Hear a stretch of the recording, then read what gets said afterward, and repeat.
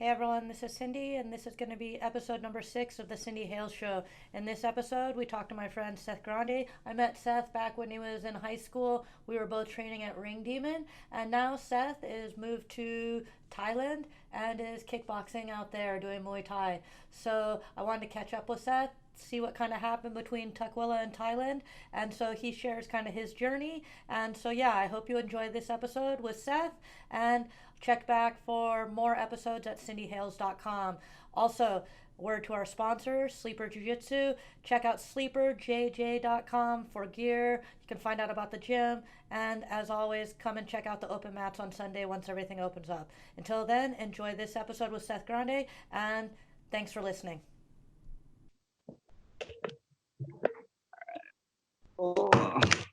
Interview from my abode. I finally got this little tripod thing for my phone. So you can make kickboxing videos? Yeah, and be all narcissistic on the internet and shit. Yeah, that's the thing to do during a pandemic. Mm-hmm. So fucking Seth, holy shit, I haven't seen you in forever. Well, this isn't totally real life, but kind of real life. As right? Close as we can days, I guess. Yeah. So where are you officially? I am in Chiang Mai in northern Thailand right now. I've been here for about 5 months now. I mean, I was like, had already pretty much moved over here anyways. So the pandemic hasn't put that big of like a damper on me, except for, I mean, there's no fights, and there's, I can't train with other people, but everything there is shut down. They're like, everyone's just locked inside, hiding out. More or less. I mean, like, life kind of goes on. I mean, there's like the food markets are open, grocery stores are open, the kind of like whatever we call essential or whatever are open. Yeah. But yeah, no training. Like all the boxing gyms are closed. No more fights. No more sporting events. No more any kind of like public get-togethers or anything like that. There's a curfew between 10 and 4 in the morning right now, and but I mean, it's everybody is dealing with the same thing. So yeah, so it's pretty much just like it is here in Seattle. I mean, there's like life is going on.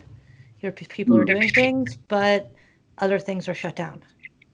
Yeah, except like they actually enforce the curfew. Like you'll go to jail and shit if you get caught being out past curfew, which is, well, I mean, doesn't sound like a great way to keep a virus from spreading, is putting people in jail. But I guess they gotta have people take it seriously.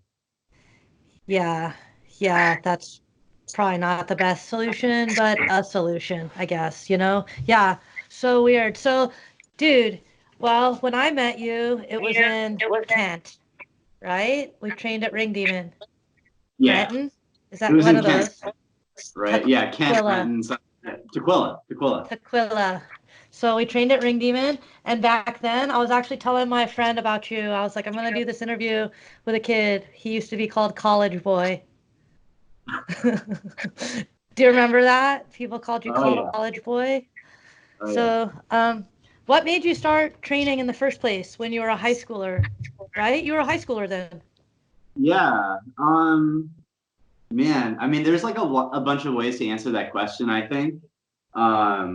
And over the last, like, I don't know how, like, couple of years, I've been thinking about more of like how answering that is like kind of referring to my own anxieties about like masculinity and what it means to be a man, like growing up, and like wanting to be, I don't know, like tough or whatever, thinking that there's like some sort of like validity to this idea of like being tough or something, which I think drew me to like punk and hardcore around the same time, and because of like some of like the violent aspects and stuff like that. And then from there, like I said, I kind of put this like premium on myself of like having this identity or something of being somebody who's tough or being like a fighter or whatever. And I was like, all right, let me actually like learn about this. And then kind of like just stumbled into Ring Demon one day. I can't even remember how I found out about it. Probably the internet, I guess, but it was just like the place that was closest to me, and started like messing around. Oh, I think I had been exposed a little bit to like some like jujitsu and boxing and stuff through like friends who were in like the hardcore and punk scene, but you know, it was just like basement stuff that Yeah, no fighting one really. with your friends, rolling around in the basement, being dudes. Yeah, yeah. Um, and then yeah, and I started like wrestling in high school around the same time. I think I was like a sophomore in high school. So all of this was kind of happening at the same time, this like kind of weird macho identity formation type thing. Um,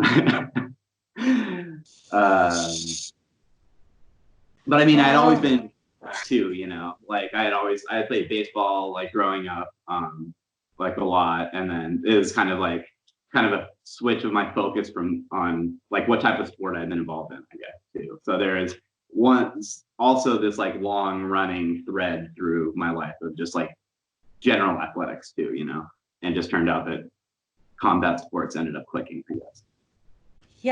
So I met you and you were training. I remember that's when I was like fighting a lot, trying to do that. Like I was pretty into it. And yeah, what a crazy thing just to kind of reflect on it. 'Cause I was like, now that I look back at that time, it was pretty intense. I don't think I really even like could encapsulate like all the emotions and everything that was like going on for me. Do you know what I mean? Like when I think back, I'm like, that was a lot of shit going on. Like uh, uh in the pretext of just like fighting, right? Like a lot of like you said, self-discovery, or like kind of figuring out like how do I fit in this world, in a different kind of world. I came from the punk rock world, like Riot Girl and Olympia, and that was radically different than Ring Demon. You know, Mm. world collision, and like how do I go from wanting to be in like a punk rock world that I was in that was pretty insular, a little bubble in its way, and then I changed my focus to like, dude, I want to fight, want to be in this, and how do I go to this other world that's like unlike most of the worlds, or almost like the opposite, the thing I was like totally against. And then like, okay, I'm gonna survive in this. I'm gonna figure out how I can make a place and be in it. And I found people that were like sort of the same as me, like masquerading in the world of dudes, like to kind of figure out like, oh, I want to be in this, but I'm not sure if I totally fit into it. And then lots of dudes. And then I found like one thing that's nice over time, seeing like people I would have initially discounted as like a dude have turned into like some of my biggest allies. And then vice versa, some people you would think were an ally and presented as that way were not. And like, dude, it's been really fascinating and kind of like growing through it. And definitely my identity has changed in 20 years of being involved in the sport and kind of like Mm. looking back on it. It's interesting because, I remember like you and Bobek and AJ, and you guys were all kids, and like, dude, pretty crazy. Now I teach a lot of kids, and I have kids that are like getting to the age that you were at when I started to meet you guys, and kind of thinking Yeah. about like how to coach people and what the legacy you want to leave on people. Do you know what I mean? And the lessons as what kind of coach do I want to be? Dude, it's pretty heavy and intense. I think about that a lot more than I think about moves now. So, Mm. you know, different Yeah, shift yeah, of yeah. like I have arsenal of moves and I keep up with moves, but I also think about like my new role, like gym owner, coach, all of those things. So it's like, you're in a different place. You're a fighter now. You're like doing it. Mm. How is it going for you? How are you liking the experience of fighting? What made you dive into it?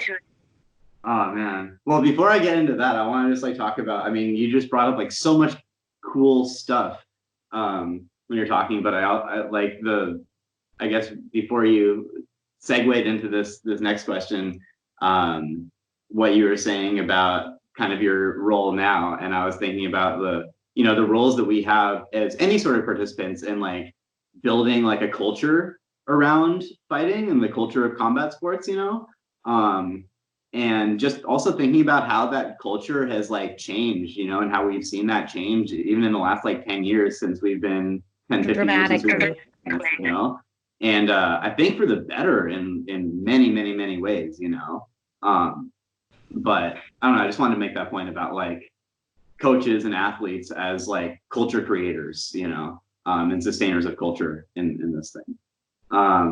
But fuck, dude, man, fighting's been a trip. It's kind of weird right now because it's like this is kind of like my whole like raison d'etre is like to be a fighter in Thailand, and if there's no fights happening right now, there's almost this like crisis of identity of like what the fuck am I doing here and with my life and everything, because like like white male expats here from like the West, it's just like it's a rough look, it's a bad look. Like there's a bunch of I don't want to be like, wrapped up in that. I want to be like, yes, I'm here for a reason that's like legitimate and cool. But I mean, dude, living here is fucking cool. It's especially coming from the West and having like the privileges I have. Living here allows you to really focus on fighting and developing your art and your craft in a way that is just not possible back in the States, unless you're like unless you're just like fucking rolling in it, like here it's just like so cheap to live, pretty cheap to train. And then you have so many opportunities for fights. Like this isn't like all across the board in Thailand. It depends on your gym. It depends on what city you're in. But like here for me, like I can fight as much as I want when fights are happening. And it's amazing. You just like to be completely embedded in the culture of Muay Thai, and to just man, it's very cool. The closest thing I could even think of it is like being in high school and wrestling, and where your whole life kind of revolves around wrestling and everything, kind of, even though I was like good at like the other part of school and stuff, but like you really kind of feel enmeshed in this whole all-encompassing thing. And, totally, it can be your singular focus, and most other things can be generally taken care of. You're not having the kind of complexities of maybe adult American life, or like you said, if you have like fully funded and can only focus on training, but that's not most people. Even the highest level guys aren't able to do that, I would say. So yeah, that's pretty cool. So what's an average day like? Let's take coronavirus out of it. What's your kind of like training? How did you what gym are you at? So right now I'm at Hong Kong Muay Thai Gym in Chiang Mai. It's kind of been my home gym out here. I visited a couple of other gyms around. I just spent, before all the corona shutdowns happened, I spent a week at a PK Sanchai Gym in Bangkok, which was really, really cool. That place is like a fucking champions factory. It's just like legends in there. Like you can't swing a cat without hitting a Lumpini champion in there. It's amazing. Yeah. But Hong Kong is really cool too. I really like it here. But yeah, one of the cool things about being here is just like the density of gyms, and you can just go, and I mean, like, also it's a good excuse to like travel and see like a bunch of the country too, and can go spend a week at this gym and that gym in different parts of the country and learn from legends, It's fairly open where they are happy to let you come in like that if you like, as long as you like say pay for the camp or something. They are open with people traveling around gym to gym. Yeah. Pretty much as long as you're not like a sponsored fighter from a gym, where the gym is like, paying to accommodate you, and you're not you're only expected to fight for the gym, but you don't have to pay anything, like, except for in those situations, like, it's fine, man. Everybody here is like, it's cool. There's not a lot of like inter camp like rivalries or like beef or anything that from at least from my like outside perspective, it seems to be a thing, you know. Yeah, that's cool. If people are open and you can explore different little styles. Do you find like I know in jujitsu, I was just talking to someone about like, different lineages. You see like technical style. You can be like, I know that guy's gym from this gym, that gym. Do you notice that in the different gyms, like different camps? You're like, I can tell this style from this guy, this style from that guy. Um, Not so much. so much. I there's definitely gyms that are known for having like this type of style or this type of style or this type of style. So Hmm. if you like, you see a fighter from that gym, you can like kind of, guess, but like it not necessarily always is like that. Because it's kind of like the high level professional scene here. It's like any other professional sport where people have contracts and people's contracts get traded between gyms, you know. So like Okay, yeah. it's not necessarily representative, but like a lot of the times, those high level fighters will have come up through that gym and they'll have picked up the style. And then like, the different trainers in a gym will each have their own style, and sometimes it all falls under the umbrella of like this one gym, um, and their like brand of style of how they fight, and sometimes not so much, Totally. For example, totally. Like at my gym, it's like co-owned by two brothers, and who are both like Lumpini champions, Joe Hong Tong Noi and Jen Hong Tong Lek, but they have and they're twins, but totally different styles. So Joe, who lives here and kind of runs the day-to-day stuff here, is Muay Kao, who is like a knee fighter. So like a lot of like forward pressure and like take two to give one, and Okay. like that really kind of bang it out style. Mm-hmm.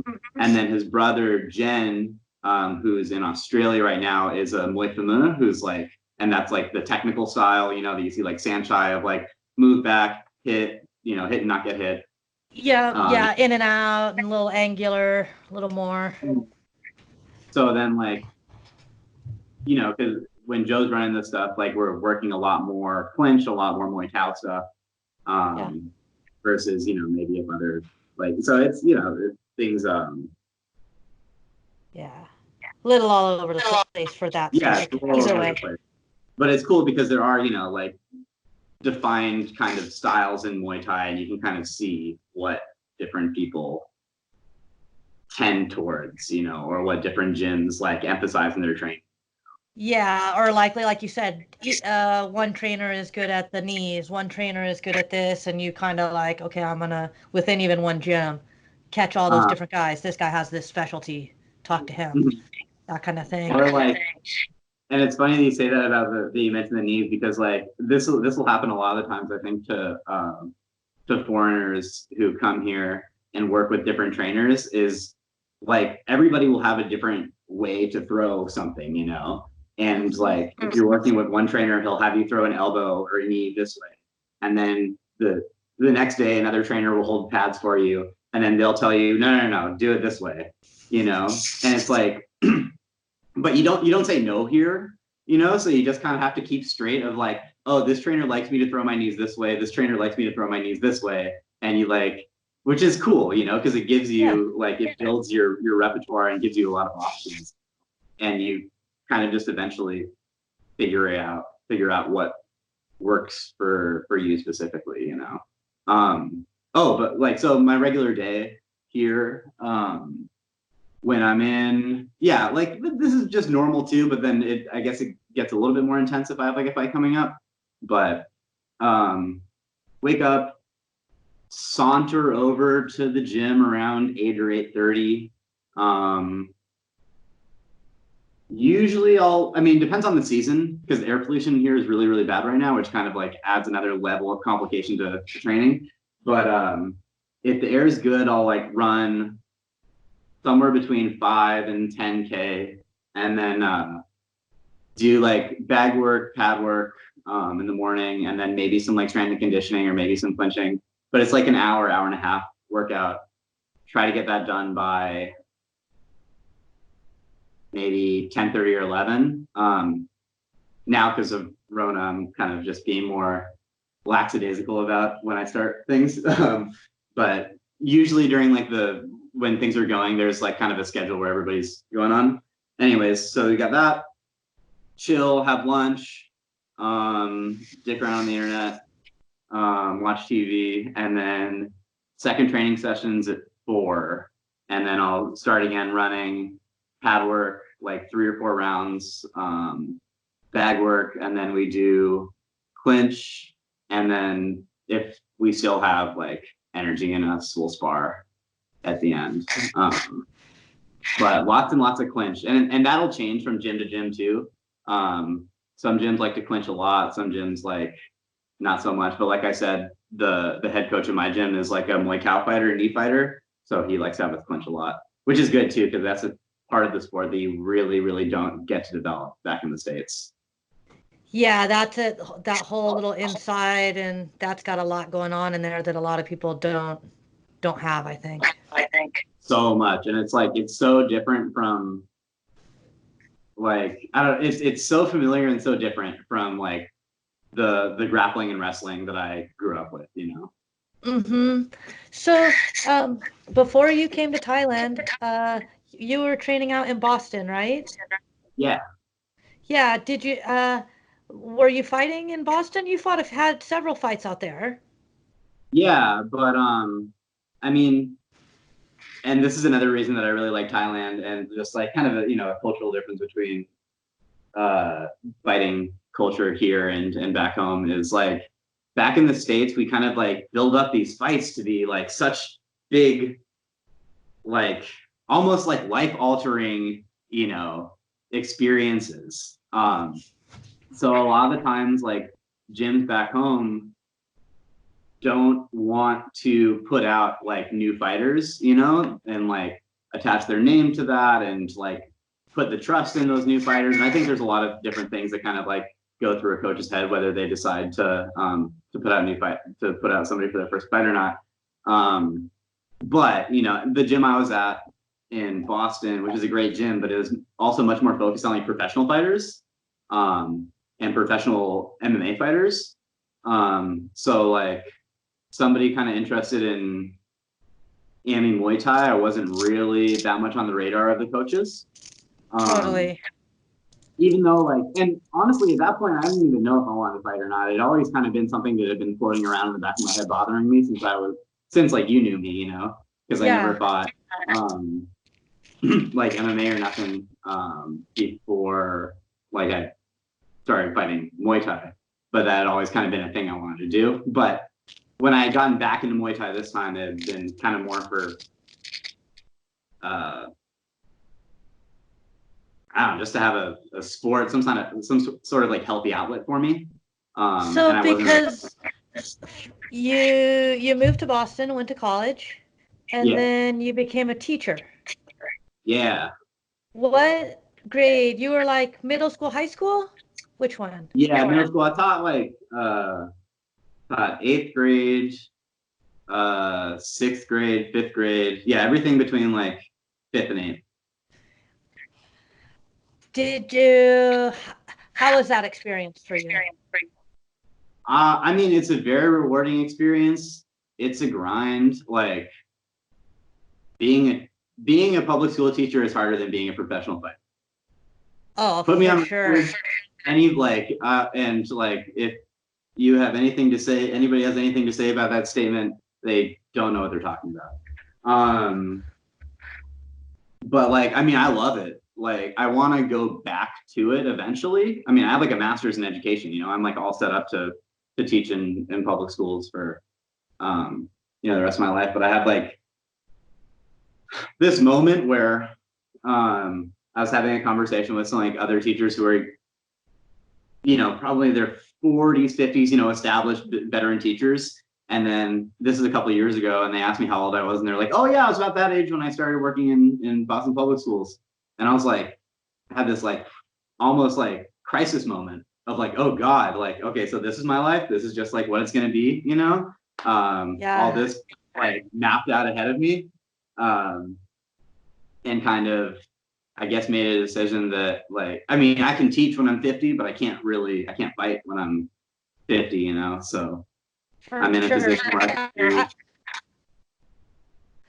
I see, I follow you and I see it and it makes me I saw it and I was like, dude, that makes me super happy because I just kind of I was like, Seth's doing it. Seth did for some reason, Seth like fucking went out and did it. And you don't see a lot of people doing that, Mm, because people like you said, you're set up. You have a job, things could be like generally good, I would say. I mm, had that where I was like, oh, I had a good job and I had that same moment of panic. Oh my God. Am I gonna do this forever? Right? Spreadsheets, call metrics, Starbucks life. And then it was like, no, I'm gonna go be a fighter. And I didn't even know what that meant, but it was like, that's what I'm gonna go do. I'm gonna figure it out. And so it was mhm. like, yeah, I kind of secretly like watch you and I'm like rooting you on. I think it's awesome.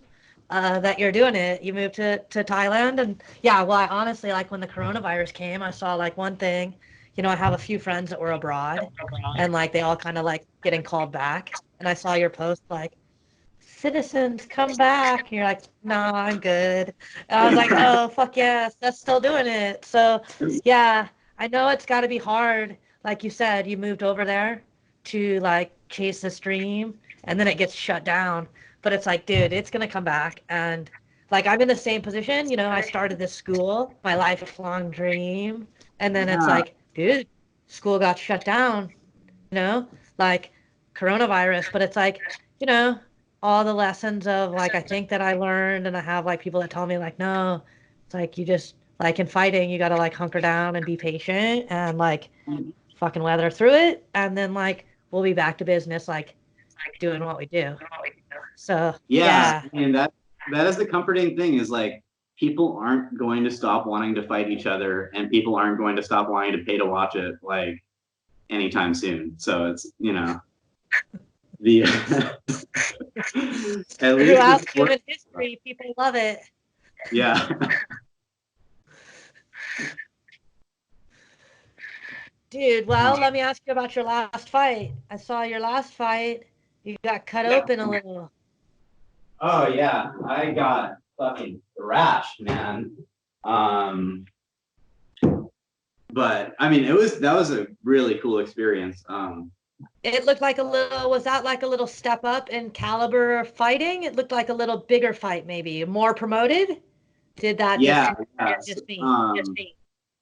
So that was like the biggest like stage I fought on so far because it's this Muay Thai Super Champ, which is like nationally like shown on TV here. It's like one of the biggest, like most watched like Muay Thai promotions in Thailand. Um, and my gym has like a pretty good relationship with them. We send a good amount of fighters there. And we've been able to have some success. So I got called up there and I mean, it was cool. I just had like a big old smile on my face the entire time. I wasn't like nervous or scared or nothing for it. I was just like really psyched. And then I got my ass whooped. Like it was so bad. I don't think I'd ever taken a beating like that. That was like a real rough one. But like it was a really cool experience overall. Yeah, I like throwing elbows. Uh-huh. Um, and when when you play with fire, you get burnt. Right. So like we had ourselves a little bit of an elbow confrontation and I got cut open over my right eyebrow. I got 10 stitches to close that one. And then I got another cut on my left. It was like 4 stitches.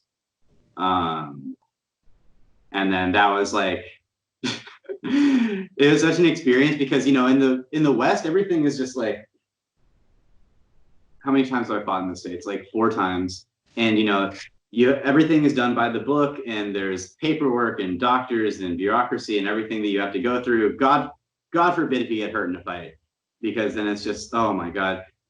I got TKO'd in my last fight in the States and they like made me take an ambulance to the hospital that was a half a mile away and like go through all this like litmus of litany of tests and stuff for like a mild concussion, which I guess better safe than sorry. But that shit cost like $3,000 or $4,000 when I got the bill for it. Luckily, the promotions like insurance took care of almost all of it. I think my aunt said that I got like a $50 bill in the mail with it.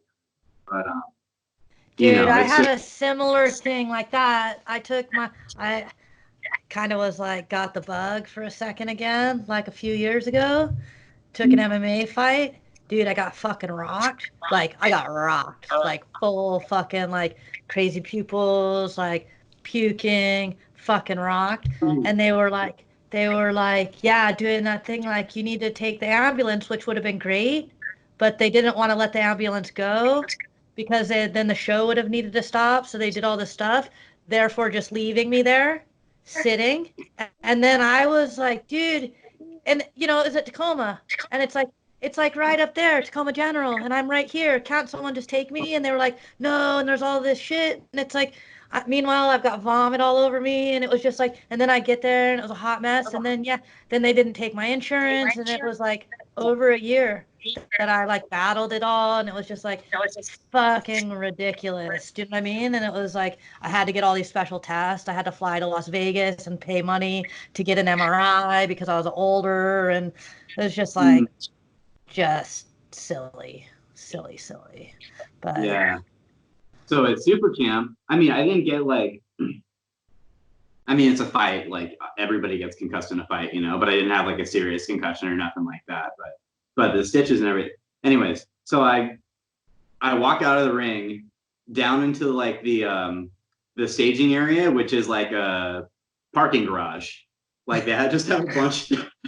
All the fighters are all together, like in just this like little parking garage, and they have tables set up where everybody's getting oiled down and rubbed down and stuff like that. And then I get on a table, and they have like a doctor there, and he just like stitches me up in the parking garage. fuck yeah, dude, probably didn't get a bill like later and a bunch of collections, so that's great. No, I didn't get a bill, and he gave me a bunch of like mystery painkillers, which was pretty cool.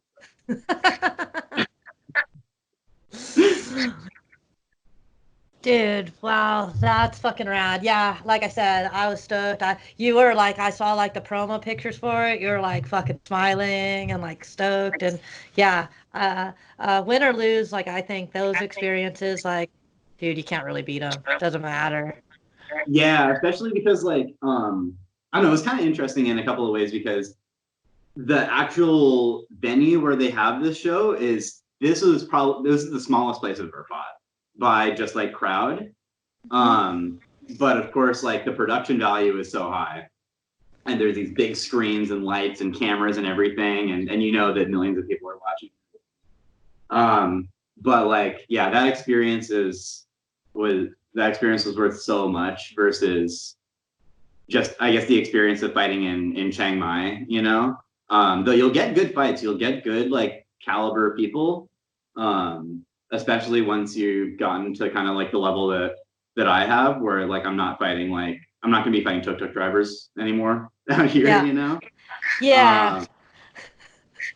But some of you, like your first couple of fights out here, it's like you'll fight dudes. A lot of the times they're like Muay Thai trainers from the gyms around here, but like they're not fighters like anymore, like they don't really take care of themselves, and it's like just a way for them to make a little bit extra money, and like they'll do what we call Hollywoods, so like fight like 1 or 2 rounds and then like kind of exaggerate a little bit if the other guy lands something.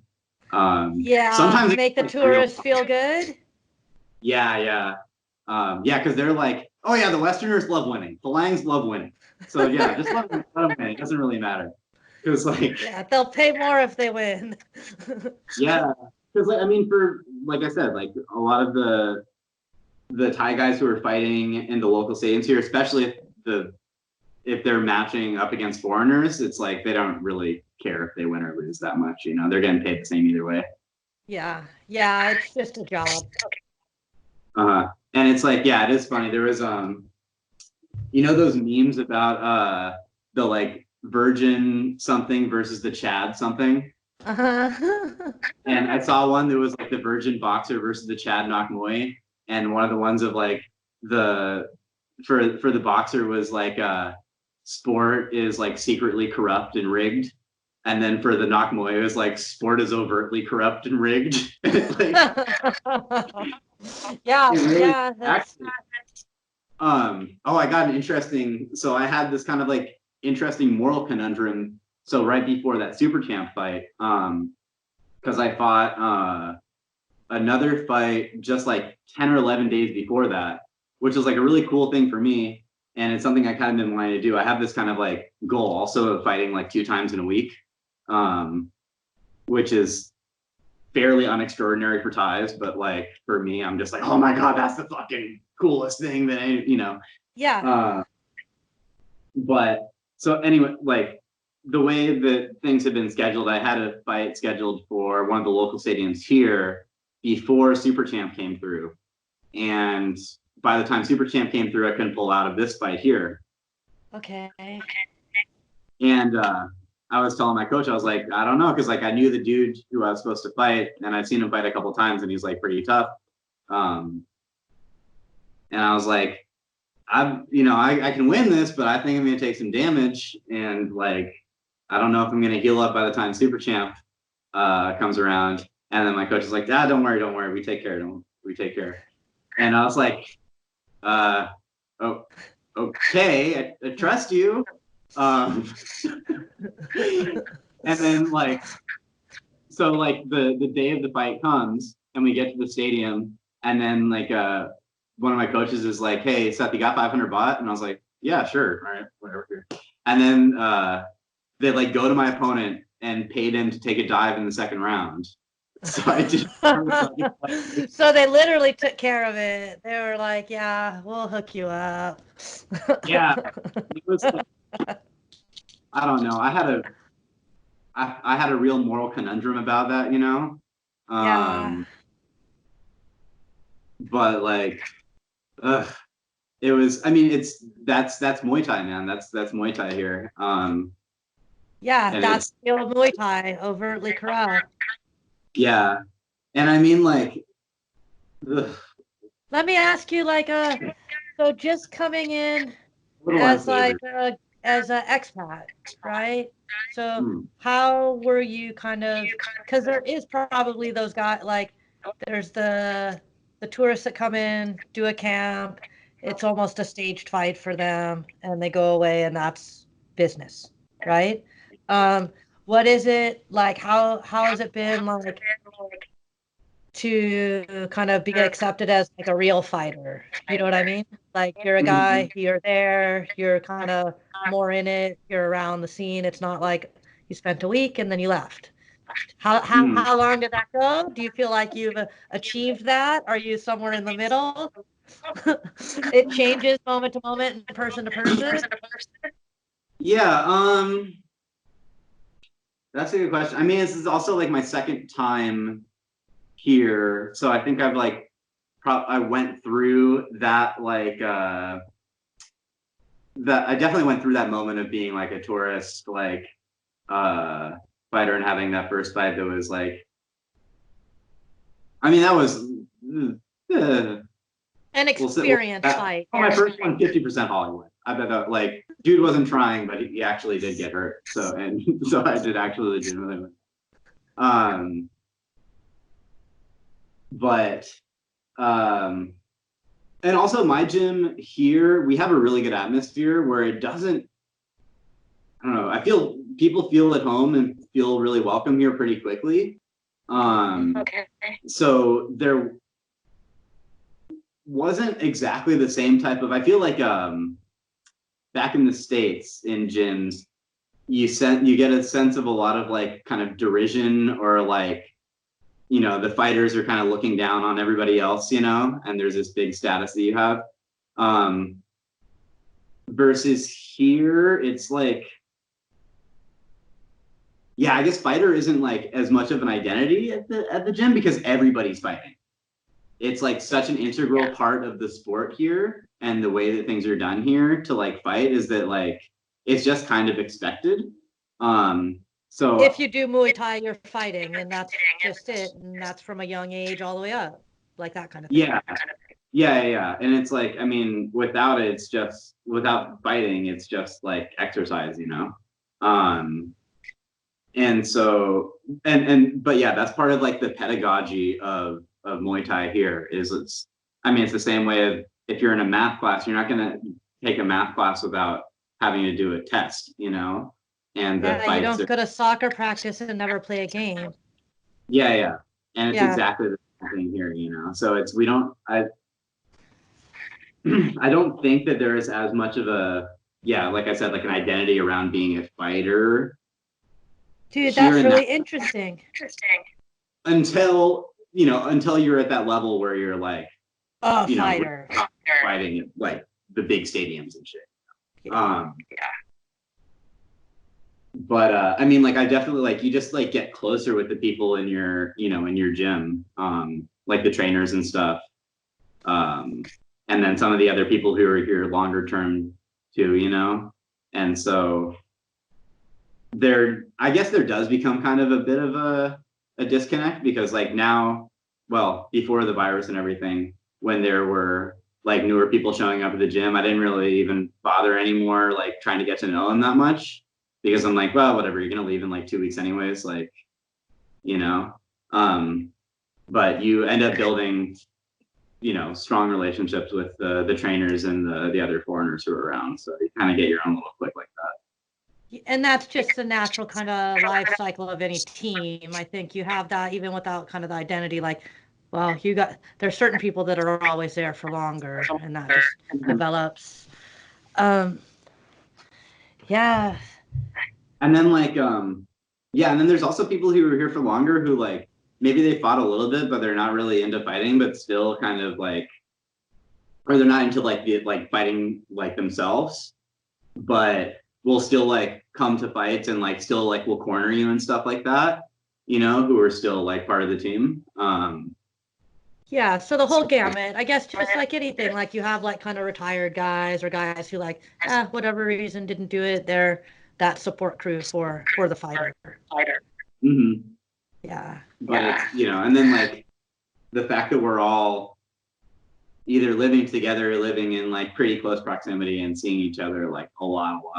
I think it makes that like team feeling here much more kind of cohesive and we have a lot of the time in gyms in the US.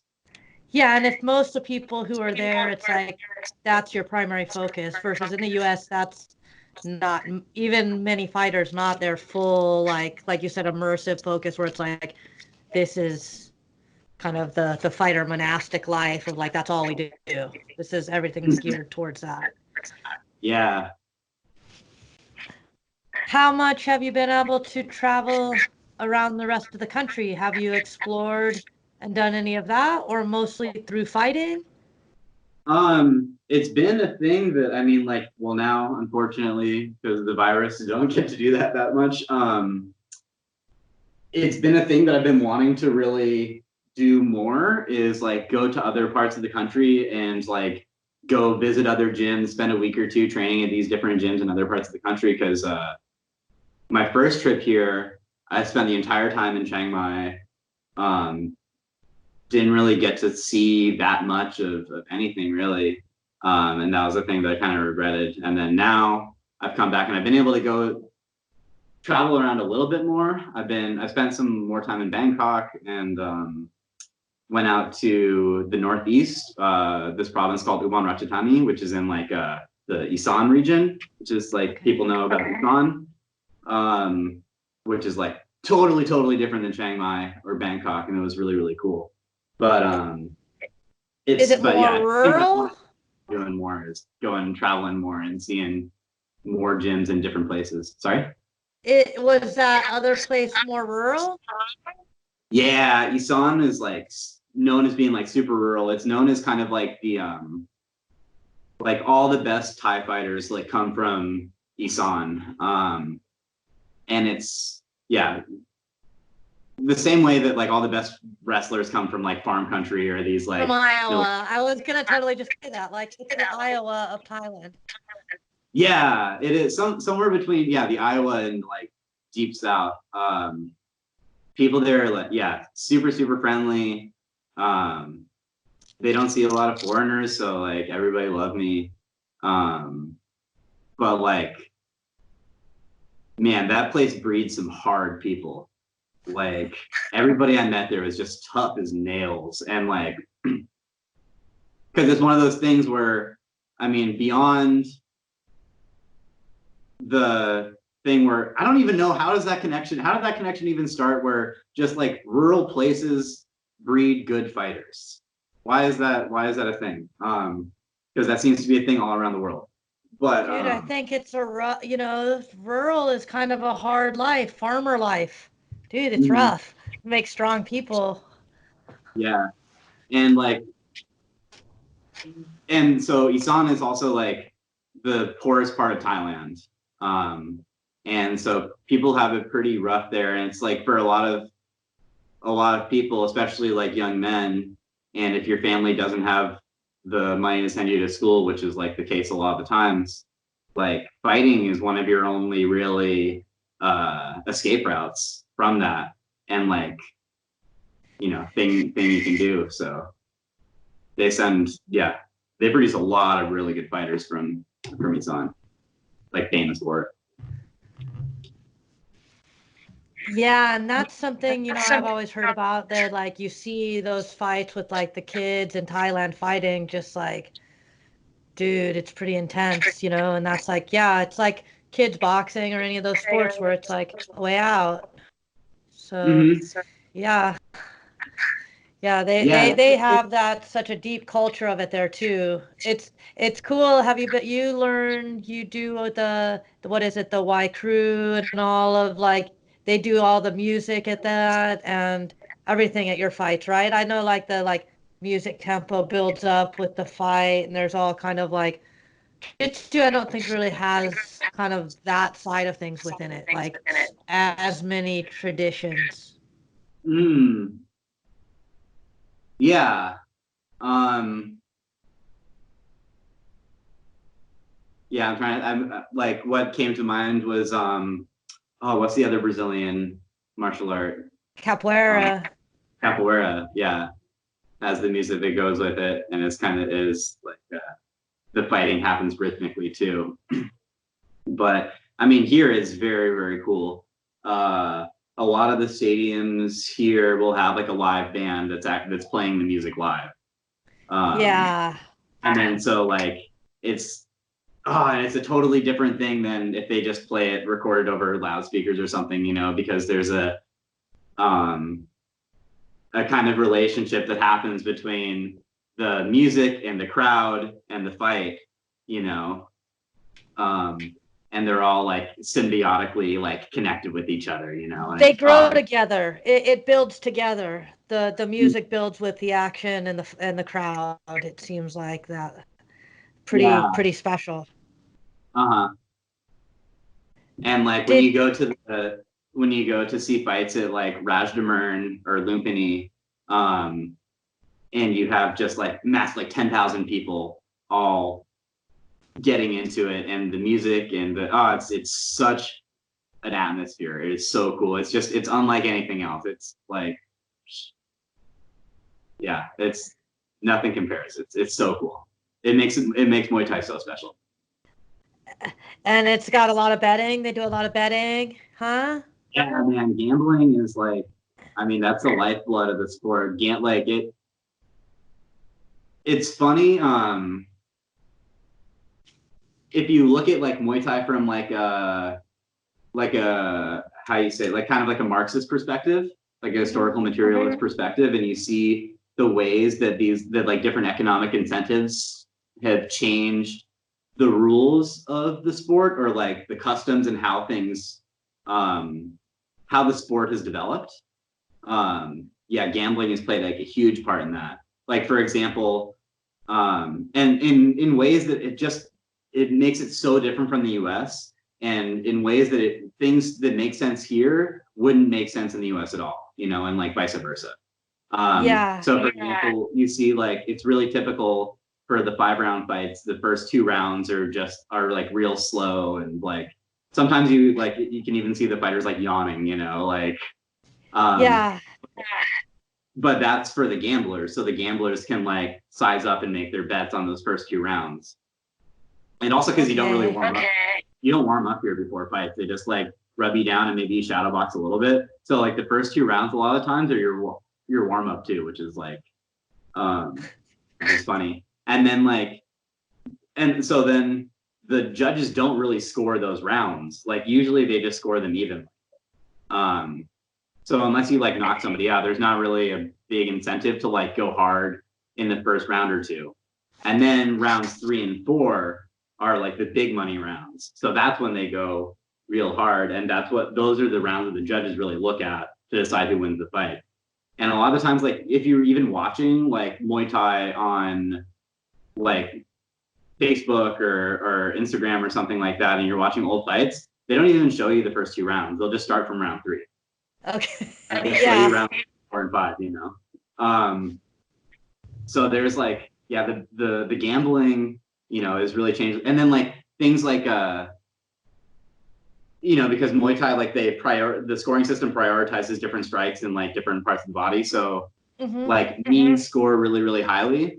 And gamblers like knee fighters because of that. So it's in the stadiums, you see a lot more clinch, or from what I've heard is like, you'll see more clinch fighting these days than you might've seen like 20 years ago in the stadiums, Pervaded through like the stats drove the style over time, like it became more. Yeah, that's interesting. I never really thought of all of those kind of impacts, like how that, you hear about it with like when sports go into the Olympics or something, they change the rule set, but I've never really thought about it, but it makes perfect sense for gambling to like drive some of that. Mm-hmm. But yeah, and then like,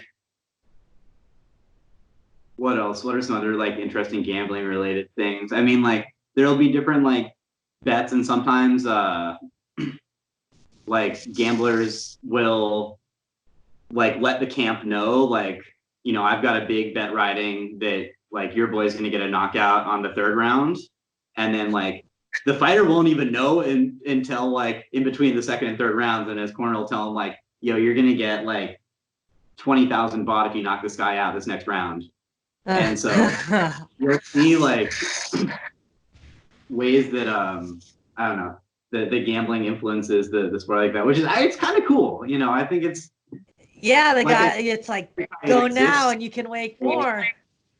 But like Muay Thai, it exists in this whole like ecosystem of of culture here, and in a way that can't be replicated in the States, and that's one of the things that makes it like so special, in so many ways. Yeah, that's awesome. Yeah, I'm proud of you, Seth, for doing it. Are your parents stoked for you? How do they feel? Yeah, my parents are psyched. Well, I mean, like as psyched as they can be for For things somebody like that. travels halfway around the world and get kicked in the face. But they're happy that I'm doing it. They came out 3 or 4 months ago to visit, and that was really, really cool. And they watch all my fights, like, they stream them online if they can. And sometimes, like, I mean, the last fight, Super Champ, I think my dad got up at like 4:30 or 5 in the morning to watch it or something, Yeah. That's awesome. Yeah, so they've been super supportive of me, and it's really, really cool and really nice to have that to have that kind of like working with me, because I don't know, I feel like I've been pretty lucky that I haven't really had that many people who just like tried to shit on my dreams. Yeah. Well, that's great. People shouldn't shit on your dreams. Their dreams shit on. but almost everybody is just like super psyched and supportive of my journey here, which is nice. Dude, that's really awesome. Let me ask you a couple other questions. So, you've traveled quite a bit other places too, right? I feel like Yeah. I've seen like I kind of always see like us on another adventure. Where have been some of your other favorite places to travel? Oh man, I love Mexico. Mexico is fucking dope. Wonderful country filled with wonderful people. In September, I went to Oaxaca. Actually, it was my second time in Oaxaca in the south of Mexico, which is like absolutely gorgeous, like super diverse, like the landscape, the culture, the people, everything is like um, just, yeah, real rich and diverse. And I was hanging out. I spent like a week and a half up in the mountains there, um, in this area where all the climate conditions are right for psilocybin mushrooms to just grow naturally. Oh shit. Yeah, and the communities that live up there, like I mean, they're like indigenous communities that have been, gathering and using those mushrooms forever, and so the federal authorities kind of like view it as a part of their culture, and don't really bother them that much. So it's kind of like a Mexican like college kid backpacker thing to do, is like to go spend a little bit of time kicking it up there. And so I spent like, yeah, a week and a half just in this little tiny town with maybe like 500 people. There were maybe the dozen or so like outsiders, foreigners that and just walking around the woods and getting high every day, and it was amazing. It was really Awesome. cool. That sounds great. Yeah, that's an amazing adventure. I feel like I've maybe heard about this place on like Hamilton Morris or something. Um, Yeah, they did a Vice did a thing where they went to like one of the towns that was like nearby. That was kind of a similar thing. okay. Um, but yeah, and then man, I like to go back to Central America. Spend a good amount of time in Central America, and then like, I feel a lot of I have a lot of connections to it from Boston, and like the school I was teaching at for all these years. There were a ton of kids whose families came from El Salvador and Guatemala, Okay. and the whole neighborhood was had a lot of immigrants from Central America. So it's that's another place that I kind of feel, kind of like connected to, that I like. Yeah, I want to see more of Latin America one of these days. I got a big Dude, well, spot. Seth, I could take you, I have a total soft spot for Nicaragua. I've been going down there. Oh man. Um, for like the past, I've been several times. I have some friends down there that have a jiu-jitsu school, that have some kids who are fighting, tough kids. Dude, really tough kids. The school in San Juan del Sur, Nicaragua, and Mhm. then also has a school in Costa Rica. And so gone down there, helped out school. Man, what a beautiful country. The nicest people. Just like I love it. It's like, dude, I just like really want to like be there like part-time forever type of thing. Mhm.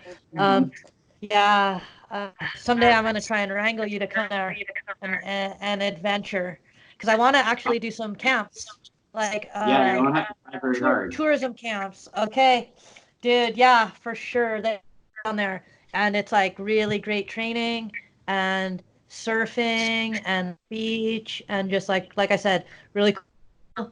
Tons of smoothies, hot weather, like everything Uh, I love. and then Muay Thai has been on the come up in Latin America too. Not as much in Central America yet. But like, I mean, we know like Peru has produced like a ton of amazing Muay Thai fighters. Um, Brazil, there's a lot of Brazilians out here and a lot of Peruvians that you meet out here. The Colombian national team is like pretty good and growing. Mexican national team is pretty good and growing. Um, so it's like it's definitely on the rise, and hopefully it can spread inwards to Central America sometime in the near future too. Totally, yeah, I hope so. I think, with MMA kind of bolstering all the other combat sports, that are like to be coming up. It's it's exciting, and like, man, like we were talking about, like a lot of tough kids that it's like are really hungry in those countries, and like I Hmm. think it's like a good thing for them to have too. It's like, you know, grappling, fighting, you don't need like a lot. It's not a huge barrier to entry. I feel like some Yeah. sports, and good skill to have for those kids. So yeah, it's exciting. And especially like seeing, you know, around here and how people like make do with not really having, that much outside of just the knowledge and tradition, um, Totally.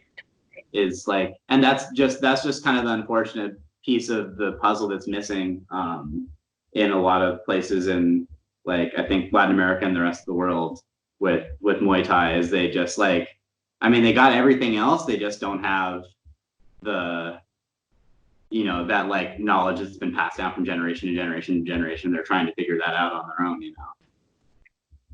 Saying a lot of those But smaller places having people move in, it would just be like this happenstance if like a Muay Thai guy moved there, but not like a lot of drive for it.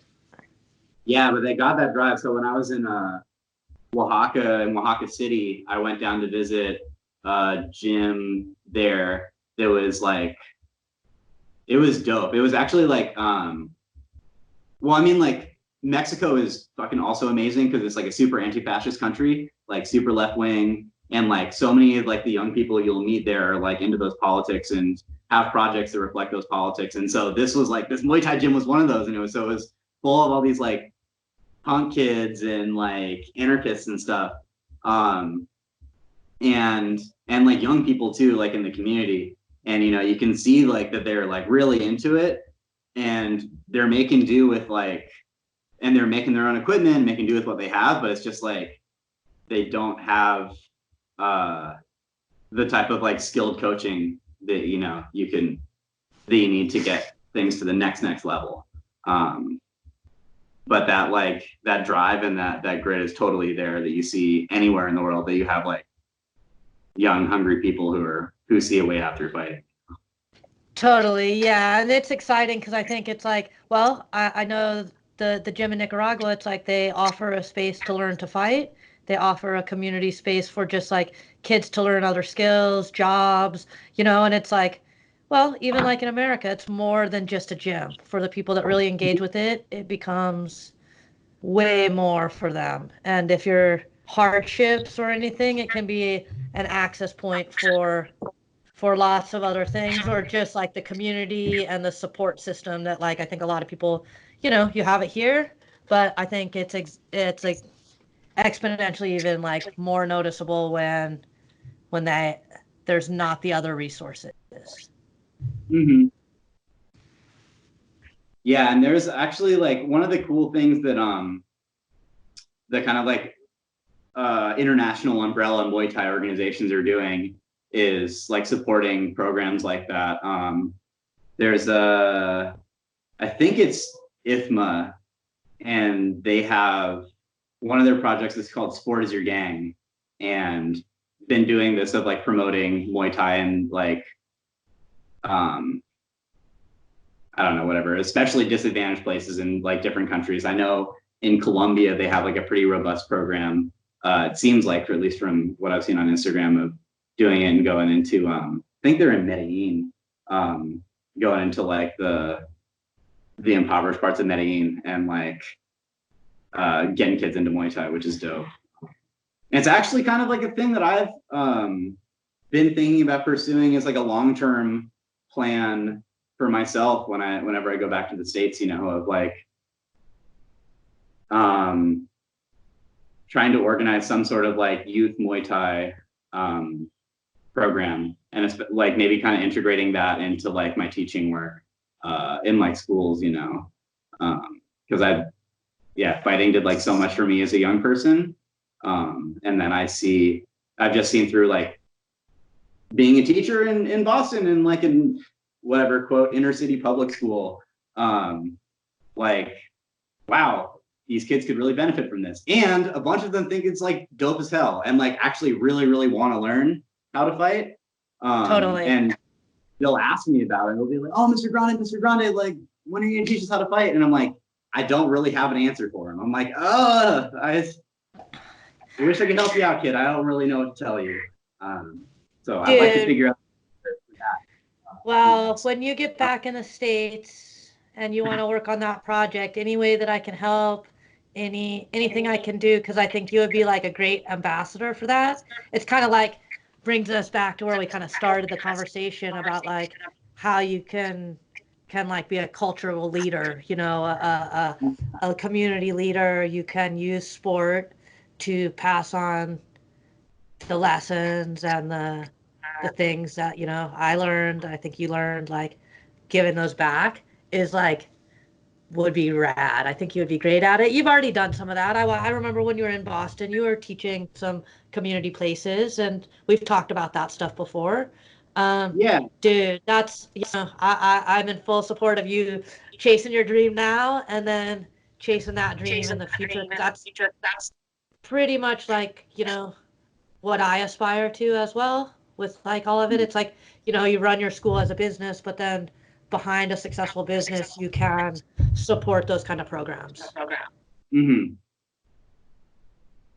Yeah. So, I mean, who knows what the future holds, but that's, I can see my life going in that direction. Yeah, well, you're building more skills to make yourself valuable in that way, you know, just like your teaching degree, like everything you learn now you will have that to pass on as you wish kind of thing. And that's another thing that I'm like, I'm like mentally and emotionally has made me really happy.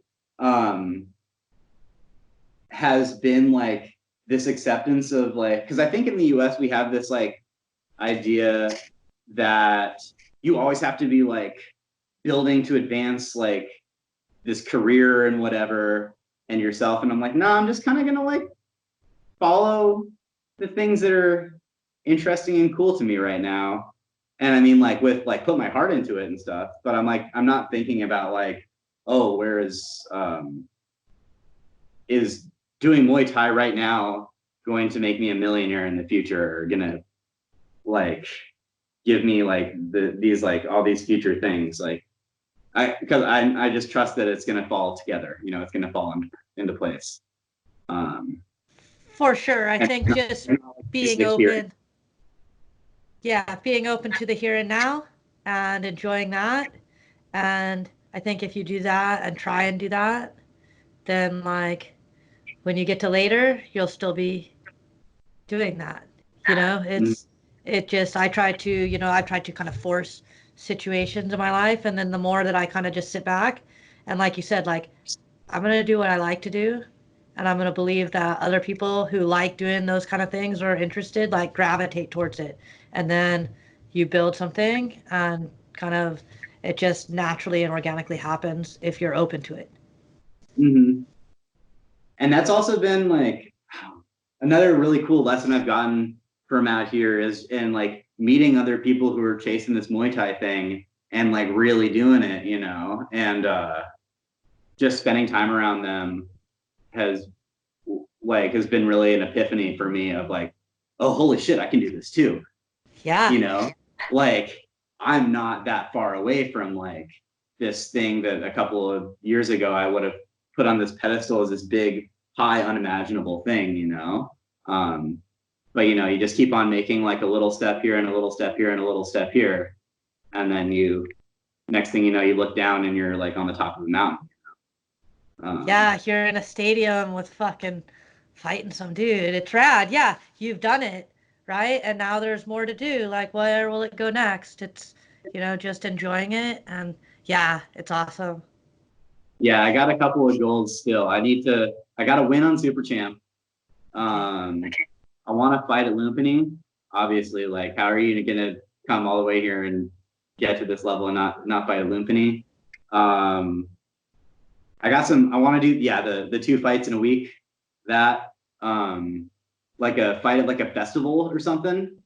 Um, a lot of the times they'll have like for the like the Watts, like the temples here, they'll like every temple will have like a festival to raise money for the temple and stuff, and they'll have fights for those, or um, for like different holidays and stuff. And usually they take place in kind of like more like rural out of the way areas. And so it's a much different experience than just like fighting in the like one of the local stadiums here or something. Yeah. And I haven't been there yet. And it sounds really, really cool. I want to. But and yeah, I don't know. There's like I keep on coming up with fun new little Muay Thai goals for myself around here. But there's a lot of cool things to check off the list, you know. Yeah. Yeah, that's exciting. I'm going to be rooting you on, like, as you check them off. I'm stoked. The other thing I want to tell you is you have a rad t-shirt. Oh, thank you. Yeah, It's pretty awesome. it's super comfy, and I like nonsensical shit. So it's it checks Yeah. both boxes. So you got good fashion and you're living your dreams. So, dude, I don't really know what more you could ask for. Yeah. All right, Seth. So, what else do you want to tell me before I let you go and get back to training? Oh man. I don't know.